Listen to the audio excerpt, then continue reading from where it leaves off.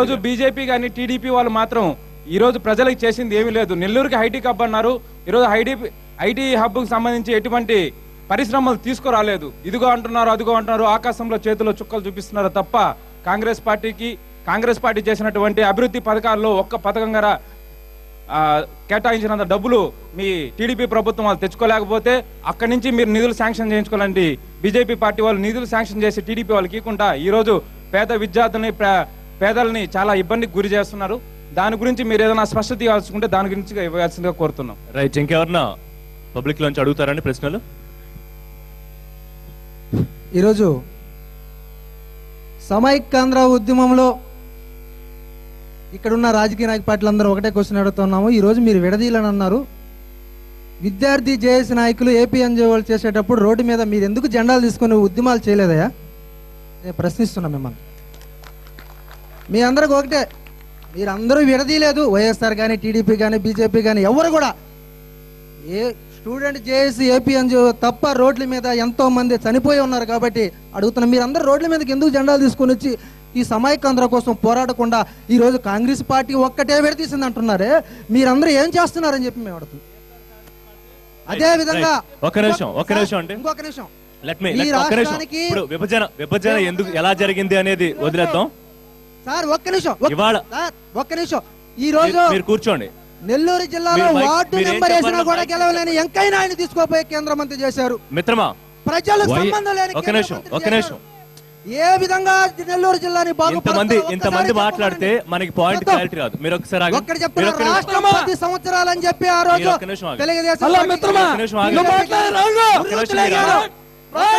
తెలుగుదేశం మీరు ఆగండి.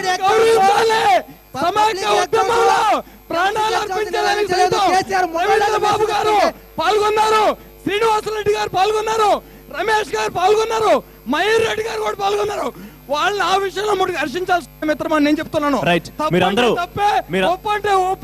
మీరందరూ ఒక విషయాన్ని దయచేసి గుర్తుపెట్టుకోవాలి.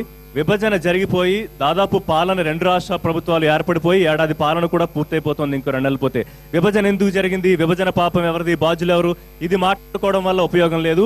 ఇవాళ ఆంధ్రప్రదేశ్ రాష్ట్రం ఉన్న పరిస్థితి ఏంటి, ప్రత్యేక హోదా ఎలా సాధించుకోవాలి, ఆర్థిక సహాయం ఎలా పొందాలి అనేది ఇవాళ మన డిబేట్. దీనికి సంబంధించి మాట్లాడతారా? ఎవరన్నా ప్రశ్నలు అడిగే సిద్ధంగా ఉన్నారా? సార్, మొన్న ప్రవేశపెట్టినటువంటి కేంద్ర బడ్జెట్ లో ఆంధ్రప్రదేశ్ కి తీరని అన్యాయం జరిగింది. విద్యార్థులుగా రాష్ట్రం విడిపోతుంటే ఏ విధంగా అయితే ప్రాణాలు సైతం పణంగా పెట్టి వీధుల్లోకి వచ్చి పోరాటం చేశామో, కేంద్ర ప్రభుత్వం దిగి వచ్చి ఆంధ్రప్రదేశ్ కి స్వయం ప్రతిపత్తి ప్రకటించేంత వరకు కూడా మేము తక్షణం కూడా మళ్ళా కలిసి వచ్చే విద్యార్థి సంఘాలు అందరితో మాట్లాడుకొని పెద్ద ఎత్తున విద్యార్థి ఉద్యమాన్ని కూడా తెరదీస్తామని చెప్పి చెప్తా ఉన్నాం. అదే విధంగా రైల్వే బడ్జెట్ తీసుకుంటే ముఖ్యంగా నెల్లూరు జిల్లాలో కృష్ణపట్నం ఓడరే ఉంది. ఓబులాపురం నుంచి కృష్ణపట్నం వరకు దాదాపుగా 14,000 కోట్ల రూపాయలకి ఎగుమతులు జరుగుతూ ఆదాయం వస్తూ ఉంటే దీనికి రైల్వే లైన్ వేసేదానికి కేంద్ర ప్రభుత్వం దగ్గర బడ్జెట్ లేదు. ముఖ్యంగా వెంకయ్యనాయుడు గారి గురించి చెప్పాలి. నెల్లూరు జిల్లాకు సంబంధించి కేంద్ర పట్టణాభివృద్ధి శాఖ మంత్రి ఆయన. నెల్లూరు జిల్లాలో ఏ ఒక్క కేంద్ర ప్రభుత్వం ప్రతిష్టాత్మకంగా ఏర్పడినటువంటి స్మార్ట్ విలేజ్ లో నెల్లూరుని ఫస్ట్ చేరస్తామని చెప్పేసి ఆకాశంలో చూపించారు. ఈ రోజు నెల్లూరు ఏమైపోయిందని అడుగుతున్నాం.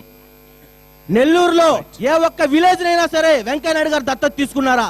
కేంద్ర ప్రభుత్వం చేతిలో ఏపీ దగా పడితే ఈ 2 ప్రభుత్వాల రోజుల్లో నెల్లూరు జిల్లా దగా పడిందని చెప్పడానికి ఈ రోజు వెంకయ్యనాయుడు గారు ప్రత్యక్ష నిదర్శనం.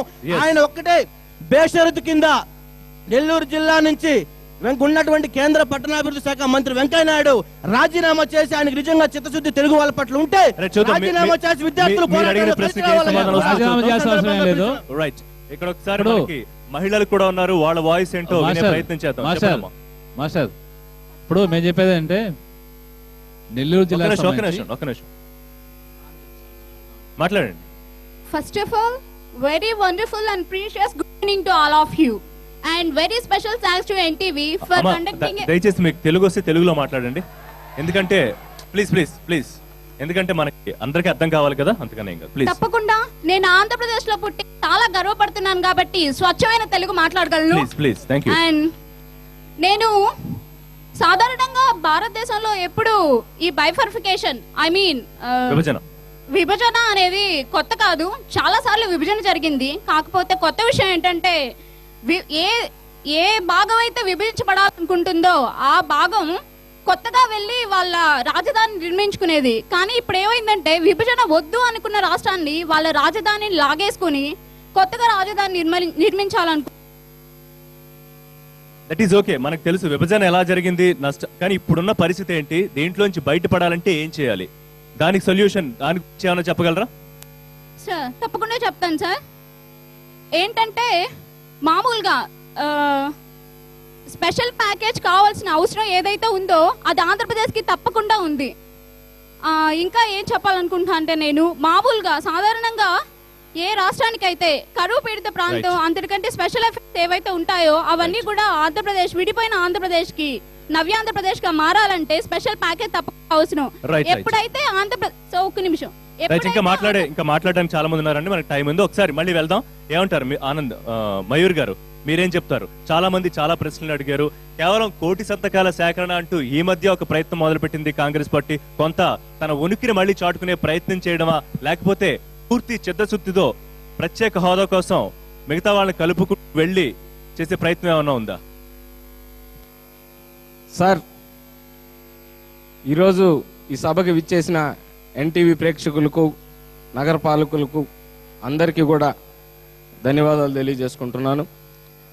ఈరోజు ముఖ్యంగా మన రాష్ట్రంలో మన సీమాంధ్ర ప్రాంతానికి ముఖ్యంగా మొన్న జరిగిన బడ్జెట్లో, రెండవ బడ్జెట్లో అన్యాయం జరిగిన విషయం ప్రతి ఒక్కరికి కూడా ఈరోజు తెలిసిన విషయమే. అయితే ఇప్పుడున్న పాలకులు ఎవరైతే ఉన్నారో అరుణ్ జైట్లీ గారు, వెంకయ్యనాయుడు గారు, ఇది వరకు మన్మోహన్ సింగ్ గారు ప్రధానమంత్రిగా ఉన్నప్పుడు రాజ్యసభలో తీవ్రమైన ఒత్తిడి తెచ్చి 10 ఏళ్ల పాటు ఈ యొక్క సీమాంధ్రకి స్పెషల్ స్టేటస్ ఇవ్వాలని, అదేవిధంగా మన ఆంధ్ర రాష్ట్రానికి, మన యొక్క సీమాంధ్ర రాష్ట్రానికి జీవన రేఖ అయినటువంటి పోలవరం ప్రాజెక్టుకి తక్షణమే 10,000 కోట్లు మీరు మంజూరు చేయాలని ఆనాడు వెంకయ్యనాయుడు గారు చాలా తీవ్రంగా ఒత్తిడి తేవడం కూడా మనందరికీ తెలిసిన విషయమే. అయితే ఎన్నికలు రాగానే ప్రధానమంత్రి అభ్యర్థి అయినటువంటి శ్రీ నరేంద్ర మోడీ గారు మన తిరుపతికి వచ్చి, తిరుమలకి వచ్చి వెంకటేశ్వర స్వామి పాదాల దగ్గర, ఆ యొక్క కాలిమెట్ల దగ్గర మీతో కలిసి నడిచేదానికి నేను కూడా సిద్ధంగా ఉన్నాను, మనం నడిచి మన యొక్క బీజేపీ ప్రభుత్వం కానీ వస్తే ఢిల్లీని తలదన్నే రాజధానిని ఈ యొక్క సీమాంధ్రలో నిర్మించేదానికి మేము సిద్ధంగా ఉన్నామని ఆ రోజు ఆయన ప్రకటించడం, అదేవిధంగా తల్లి లాంటి సీమాంధ్రని చంపి బిడ్డలాంటి తెలంగాణని ప్రాణం ఇచ్చినట్టుగా ఉంది ఇప్పుడు పరిస్థితి. ఆ తల్లిని కాపాడేదానికి మేమున్నాం, స్పెషల్ స్టేటస్ 10 ఏళ్ల పాటు మేము కల్పిస్తామని చెప్పి ఏ విధంగా అయితే నరేంద్ర మోడీ గారు అప్పుడు చెప్పడం కూడా జరిగిందో, మరి ఈరోజు మొదటి బడ్జెట్లో సాధారణ బడ్జెట్లే మొదటి అంతా సర్దుకుంటూ ఉన్నారు. మీరు ఇవాళ బీజేపీని విమర్శించే బదులు ఆ వేళ ఆంధ్రప్రదేశ్ ప్రజలని ఆదుకుంటాము అని ప్రత్యేక హోదా స్టేటస్ ప్రధానమంత్రి చేత ప్రామిస్ చేయించే బదులు దాన్ని చట్టంలో పెట్టుంటే ఇవాళ ఇంత ఇబ్బంది పడే అవకాశం ఉండేది కాదు. చట్టం అప్పుడే పెట్టడం కూడా జరిగింది. అయితే ఆ చట్టం ఇప్పుడున్న పాలకులు ఎవరైతే ఉన్నారో విభజన బిల్లులో పెట్టలేదు ప్రత్యేక హోదా అంశాన్ని.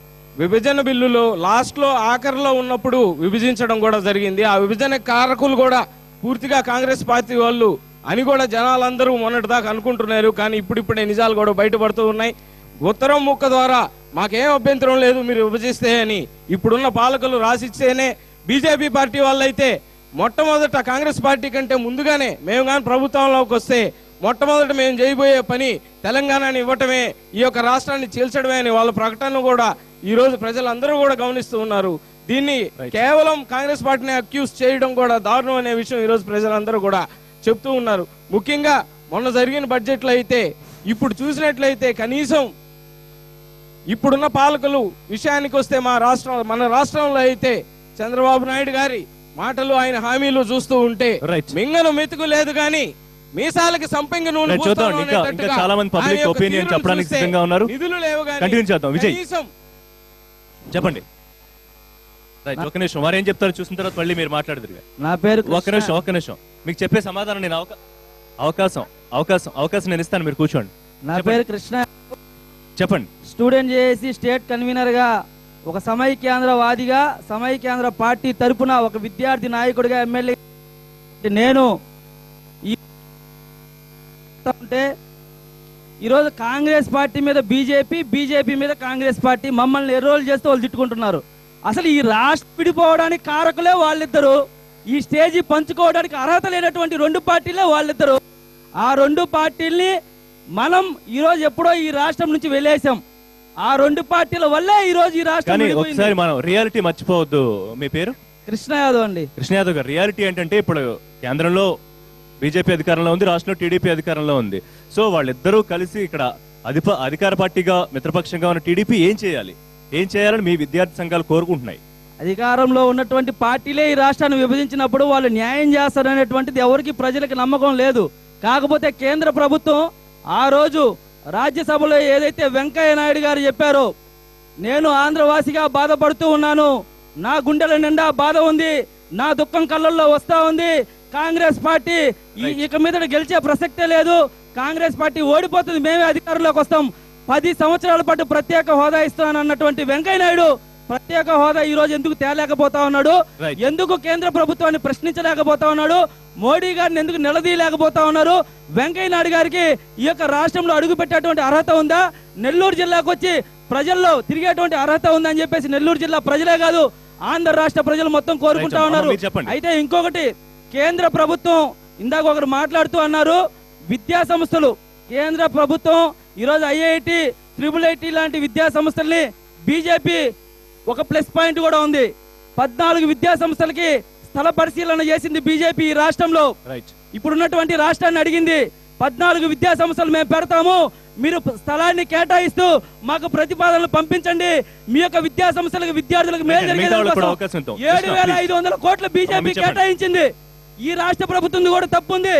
ఇంతవరకు ఈ రాష్ట్ర ప్రభుత్వం ఎందుకు స్థల పరిశీలన చేసి కేంద్ర ప్రభుత్వానికి ప్రతిపాదనలు పంపలేదు? కాబట్టి అన్ని పార్టీలు ఈ రాష్ట్ర ప్రజలతో, విద్యార్థులతో, యువతతో, మహిళలతో, మేధావులతో, ఈ సొసైటీతోనే ఆటలాడుతూ ఉన్నాయి. కాబట్టి ప్రజలు ఫైట్ చేయవలసింది రాజకీయ పార్టీల మీద మాత్రమే, మన మీద మనం కాదు. కాబట్టి రాజకీయ పార్టీల మధ్య కాదు ఈ చర్చ జరగాల్సింది, సమాజం మధ్య అని చెప్పేసి చెప్తాం.